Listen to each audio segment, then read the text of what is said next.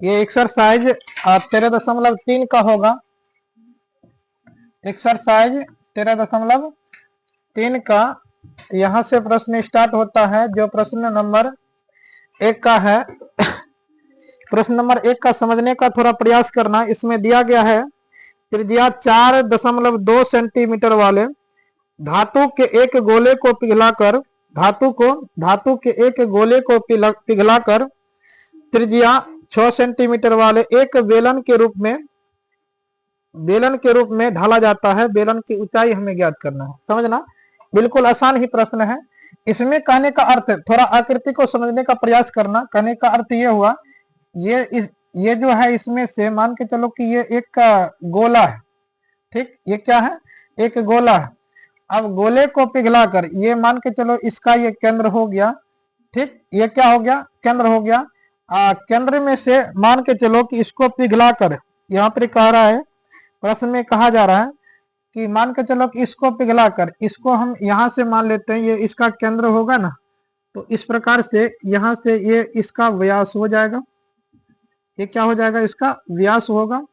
और व्यास को मान के चलो कि यहाँ से लेकर के ये वाला हिस्सा का बात करेंगे और इस प्रकार का एरिया का बात करते हैं। इसको पिघला करके क्या किया जाता है? इसको पिघला करके मान के चलो एक बेलन बनाया जाता है। बेलन के आकृति कुछ इस प्रकार का दिया होता है। बेलन का आकृति कैसे होता है बता? ये बेलन की आकृति कुछ इस प्रकार का होता है। ये क्या होता है? बेलन होता है। मतलब इसको पिघला करके एक बेलन बनाया जाता है। ये गोले की आकृति को पिघला करके क्या बनाया जाता है? एक बेलन बनाया जाता है। तो बेलन कुछ इस प्रकार से बनता है जो कि दिया गया है। और इसमें ये प्रश्न दिया गया है, त्रिज्या जो है गोला का त्रिज्या 4.2 सेंटीमीटर का है। इसका त्रिज्या जो है यहाँ से लेकर के यहाँ तक जो है 4.2 सेंटीमीटर का है। और इसमें गोले को पिघला करके जो बनाया जाता है, बेलन की त्रिज्या जो इसमें दिया गया है, गोले को पिघलाकर त्रिज्या 6 सेंटीमीटर वाले एक बेलन बनाया जाता है। तो मतलब बेलन का त्रिज्या भी दिया गया है कितना का? 6 सेंटीमीटर का। कितना का दिया गया है? 6 सेंटीमीटर का दिया गया है। हमें ज्ञात करना है क्या? इसकी ऊंचाई। मतलब किसकी ऊंचाई? तो बेलन की ऊंचाई h पता करना है। हमें क्या ज्ञात करना है? h पता करना है। क्या ज्ञात करना है? h पता करना है। तो थोड़ा समझना, थोड़ा ध्यान से। इसको पिघला करके एक बेलन के आकार का, मतलब इसको 4.2 सेंटीमीटर त्रिज्या वाले को गोले को पिघला करके एक बेलन की आकृति इस प्रकार से बनाया जाता है। मतलब इसको पिघला करके ये बनाया गया है। साफ सुथरा ये समझ लो, ठीक। इसमें दिया गया है इसकी त्रिज्या 6 सेंटीमीटर है। इसका हाइट हमें पता करना है, मतलब ऊंचाई पता करना है कितना होता है। तो ध्यान से समझना। तो ये क्या हो जाएगा? इसको पिघलाया जाता है, तो पिघला करके किसके आकार में बनेगा? आयतन के हिसाब से। तो हम कह सकते हैं क्या? गोले का आयतन बराबर क्या हो जाएगा? बेलन का आयतन। बेलन का क्या हो जाएगा? आयतन। बताना, इसमें गोले का आयतन का फॉर्मूला क्या होता है? 4/3 पाई आर क्यू होता है। और बेलन का आयतन का formula pi R square H होता है। यही होता है ना, पाई आर स्क्वायर एच होता है। ध्यान से समझो। तो इन दोनों में जो दिया गया है, इन दोनों में जो है, जैसे पाई यहाँ पर 4/3 का बात करते हैं, 4/3 पाई से पाई को कैंसिल भी कर सकते हैं, या तो पाई का मान बैठा करके ही बना देते हैं। गुना यहाँ पर पाई का मान क्या हो जाएगा? 22/7 आर। त्रिज्या जो इसका दिया गया है, त्रिज्या 4.2 का दिया गया है। मतलब इसको 3 बार गुना किया है। 4.2 गुना 4.2 गुना 4.2। इसको कितना बार गुना किए हैं? 3 बार। क्यों? क्योंकि क्यू है। ये क्या है? क्यू है, इसलिए 3 बार गुना किए हैं। बराबर पाई का मान 22/7। पाई को काट करके भी बना सकते थे, बट यहाँ पर बता रहे हैं, सीधे देख लो। यहाँ पर क्या है? आर का मान, आर कितना है इसका? 6। तो 6 का स्क्वायर है, मतलब 6 गुना 6 गुना एच का मान तो इसमें नहीं है। एच का हमें ज्ञात करना है। एच का हमें क्या करना है? ज्ञात करना है। तो क्या 7 का 7 में 42 आता है? 6 7 42। इसको कटाते हैं तो 6 7 42, 0.6 आता है। 3 का 7 से 6 के 42 हो जाएगा ना। अब देखो यहाँ पर इसको इससे काटते हैं तो क्या कटेगा? तीन का तीन, तीन एकम तीन, हाँ कट जाएगा, इससे ये कट जाएगा, तीन एकम तीन, तीन चौके 12, इतना बार में कट जाएगा। क्या समझो, कहने का अर्थ ये 22 को यानी कि 22 गुना 4 करेंगे तो 4 दूनी 8, 4 दूनी 8, गुना में कितना हो जाएगा, 14 को 6 से गुना करो, हाँ 14 गुना 6 करो तो कितना होता है, 14 पंचे 70, तो छा क्या 84, 84 हो जाएगा ना, हाँ 84 हो जाता है।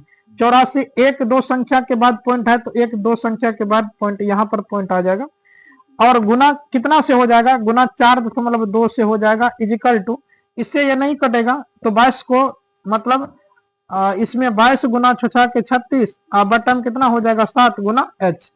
ध्यान से समझने का प्रयास करना, तो इसका हो जाएगा, सिंपल तरीका से बात करेंगे तो यहाँ पर 88 गुना 0.84 गुना कितना हो जाएगा 4.2 हो जाएगा, ये कितना है 4.2 है, 4.2, और इसको आगे करेंगे, इसको क्या करेंगे, इधर है इधर करेंगे तो गुना वाला भाग में हो जाएगा, 7 ऊपर चला जाएगा और 22 गुना कितना हो जाएगा 36, इजिकल टू में कितना हो जाएगा h, तो बराबर में h, यही हाइट तो हमें ज्ञात करना है ना, इसी का ऊंचाई हमें ज्ञात करना है।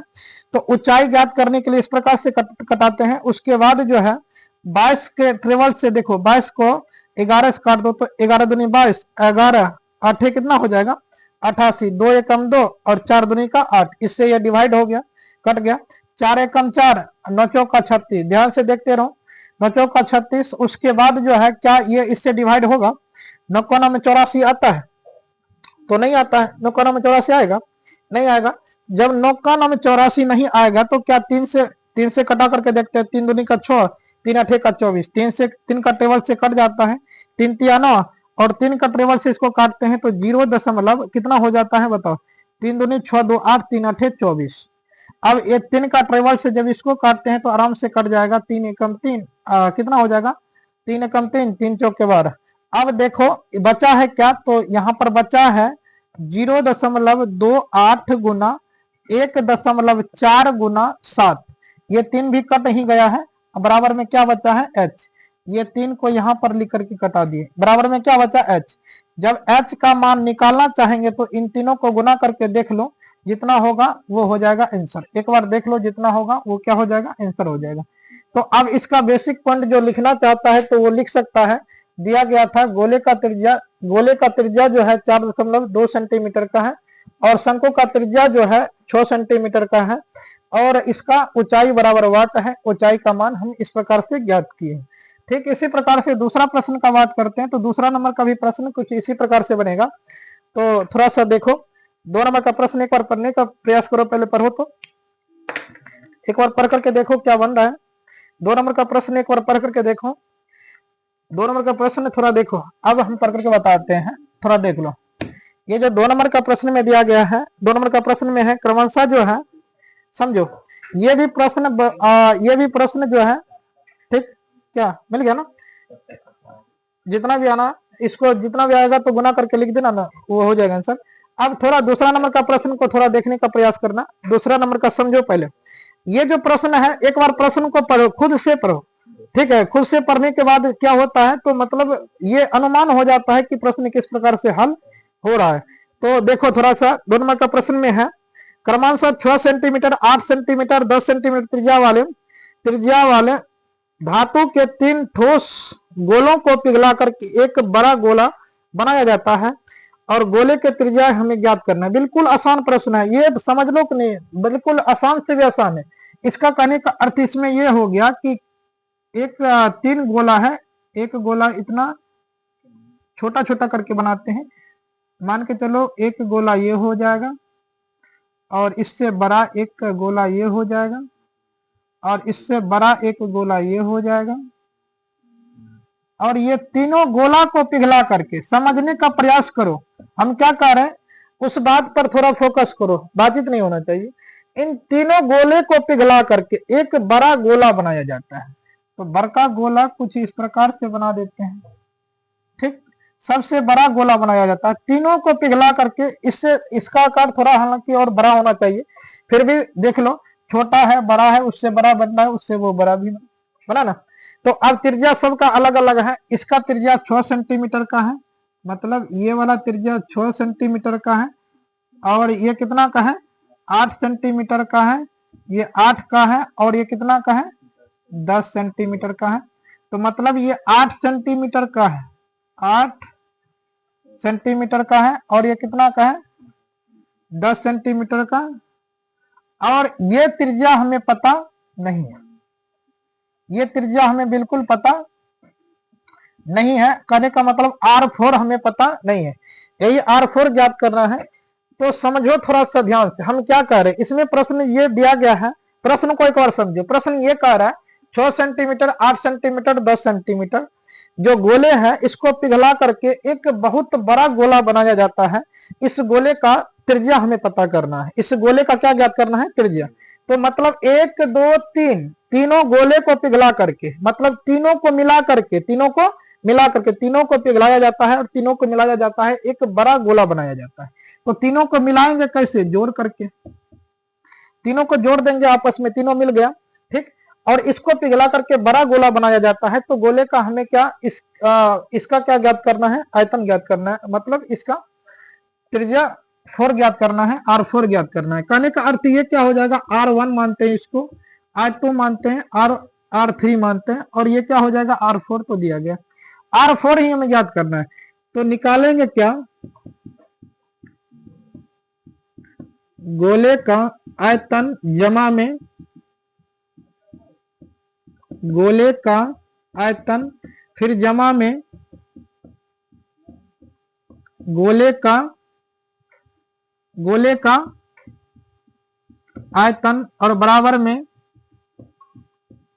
गोले का आयतन। 3 गोले का आयतन हो जाएगा। बताओ गोले का आयतन, ये वाला गोले का आयतन का फॉर्मूला क्या हो जाएगा, 4/3 पाई आर क्यू, इसका 4/3 पाई आर क्यू, और इसका 4/3 पाई आर क्यू। 3 ठो हो गया ना। अब बराबर में क्या हो जाएगा, 4/3 और क्या हो जाएगा, पाई आर क्यू। बस अंतर यही रहेगा। अंतर क्या रहेगा, आर यहां पर जो लिखा गया है, आर यहां पर, आर यहां पर, आर ये पहला हो जाएगा, ये दूसरा हो जाएगा, ये तीसरा हो जाएगा, और ये क्या हो जाएगा, चौथा हो जाएगा। इस प्रकार से R4 हो जाएगा। और तीनों में देखो ध्यान से, 4 पाई इसमें भी है, 4 पाई इसमें भी है, 4 पाई इसमें भी, तीनों में 4 पाई है।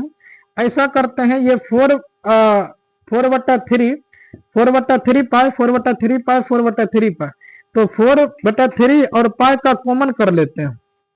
इनटू में क्या बचेगा, R1 का, R1 क्यू न होता है, R1 क्यू और प्लस R2 क्यू प्लस क्या हो जाएगा, R3 क्यू, और बराबर में क्या बचेगा, 4/3 पाई आर क्यू, 4/3 पाई आर, हाँ यहाँ पर R4 कर देते हैं, R4 हो जाएगा। इसका क्या हो जाएगा, क्यू हो जाएगा।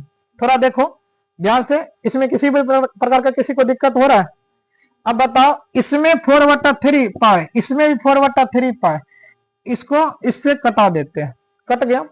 और बचा क्या हमारे पास, यहां पर R1 R2 R3, तो R1 plus R2 plus R3, सब पर Q लगा हुआ है, Q लगा देंगे, ठीक। और बराबर में R4 का Q बचा है, बस यही बचा है ना। अब देखो R1 R2 R3 कहने का मतलब R1, R कहने का मतलब R1 कितना है, 6 का Q, R2 कितना है, 8 का Q, ये कितना है, 10 का Q, बराबर में R4 का Q। 3 का वर्ग करते हैं, 3 का Q करते हैं, घन जब निकालेंगे तो 3 गुना 3 गुना 3, 3 को 3 यानी 6 को 3 बार गुना करेंगे, 6 को 3 बार गुना करेंगे, तो 6 को 3 बार गुना करके देखो, 6 एकम 6, 6 के 36, और 36 को 6 से गुना करेगा तो कितना होगा, शायद 216 होगा।